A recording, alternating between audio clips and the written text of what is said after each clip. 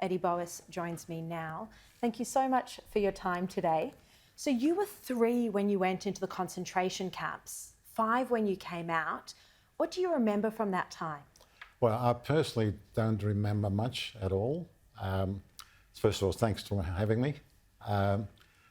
My book's written about what my mother told me, and she was interviewed by the Spiegel Shoah Foundation.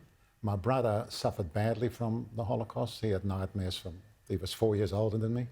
He remembers everything. So it took me 15 years to write my book. And you survived because your father managed to steal extra food. Tell us about that. My father was given a job because my mother pushed him into it. My father was given the job of picking up the dead bodies from the ground at Bergen-Belsen. And he looked after 2 horses, and he went around the camp in a cart, picked up the bodies out of the barracks and off the ground.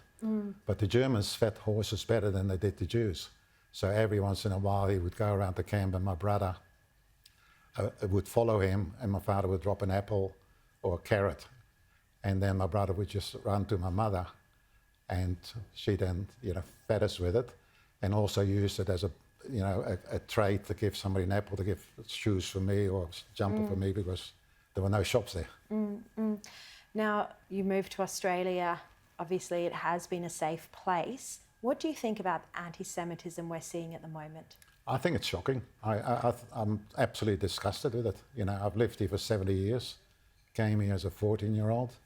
I had friends from Coogee, where we grew up. We arrived here with no money. We slept on the floor for the first few weeks, and my mother got a job at Coogee Bay as a cleaning lady.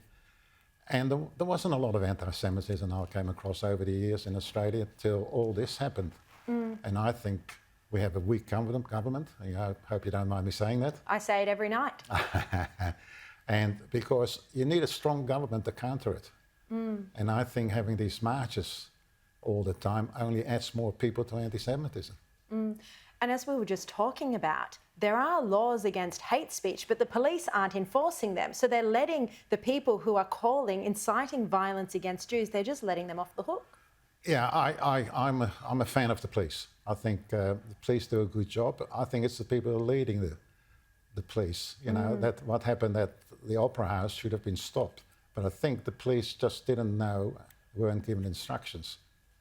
That's honestly my opinion. I'm a fan of the police. I've had a lot of policemen as friends, and they do a great job. And where do you think this goes from here?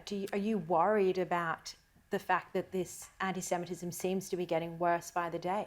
Oh, absolutely. Look what happened at Bondi Westfield, the schoolgirls. Exactly. And unless the government steps in, I'm talking about federal government. I do believe Mr. Mintz does a good job. He's very strong, outspoken, but the federal government's got to step in. And say that this conduct is not acceptable. Yeah, and they should change the laws that these marches aren't allowed, because that only attracts kids and school kids. The Teachers Federation. I think it's a shocker. It's one thing allowing freedom of speech and everyone has a right to protest, but not when it's calling for genocide or for Jews to no longer exist. Well, I like to know how people can block the road. Yes. And don't get fined if I cross the road at an angle, get booked for jaywalking. How stupid is that? Yeah. Eddy Boas, thank you very much for joining me. Just an honour to have you, and wonderful that you and your family survived. Thank you very much. Thank you very much for inviting me. Thank you.